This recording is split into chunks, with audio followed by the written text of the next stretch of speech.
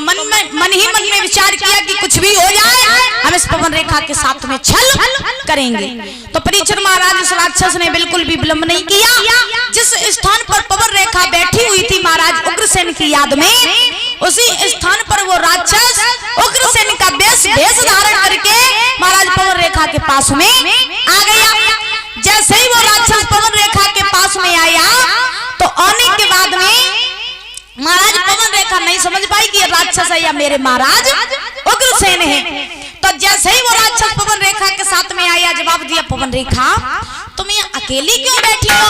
तो पवन रेखा ने जैसे ही देखा कि मेरे महाराज उग्रसेन आ गए, बड़ी प्रसन्न हो गई और कहने लगी, महाराज क्या करें? अरे अभ्यास तो हम तुम्हारी याद कर रहे थे, तुम इतनी जल्दी आ गए। तो वो राक्षस बोला है, पवन रेखा हमारा तुम्हारा आत्मा का मेल है और जब कोई किसी को आत्मा से बुलाता है तो दौड़ा दौड़ा चला आता है। तुमने हमें बुलाया, हम तुम्हारे पास में चले आए। अब महाराज उसी समय पवन रेखा और उस राक्षस ने परीक्षित महाराज कुछ समय व्यतीत किया।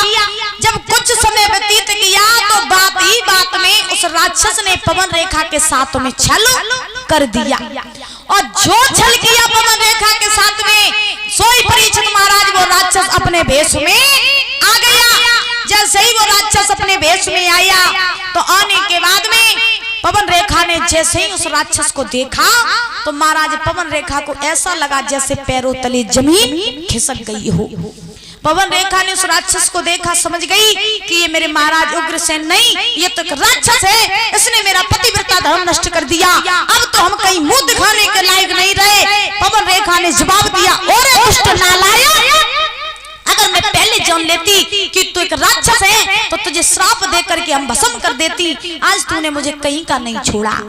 ध्यान रखना, जिस पतिव्रता स्त्री का धर्म नष्ट हो जाता है और जिस किसी का धोखे से चरित्र चला जाए तो परीक्षित महाराज इससे बड़े दुख की बात कोई नहीं होती है। क्योंकि जिंदगी में सबसे अमूल्य चीज क्या है बुजुर्गों? सबसे अमूल्य चीज जिंदगी में क्या है बताओ? चरित्र। सबसे अमूल्य वस्तु है चरित्र। और ध्यान रखना परीक्षित महाराज, एक बार पैसा चला जाए दोबारा कमाया जा सकता है, घर मकान टूट जाए दोबारा बनाया जा सकता है, लेकिन अगर चरित्र चला जाए ना इसे बनाया जा सकता ना इसे कमाया जा सकता। बताओ, अगर किसी के कलंक चरित्र पर दाग लग जाए परीक्षित महाराज तो वो कभी दाग छूटता है? कभी नहीं छूटता है। इसीलिए कहा जाता है कि जीवन में पैसा धन दौलत कुछ मायने नहीं रखता। अगर मायने रखता है तो आपका चरित्र। अगर आपके पास में चरित्र है तो आप गरीब होकर के भी अमीर हो, अगर आपके पास में चरित्र नहीं है तो आप कितने भी पैसा वाले बने रहो, जिंदगी में आपके जितना गरीब संसार में कोई नहीं है। ध्यान रखना मेरी बात को।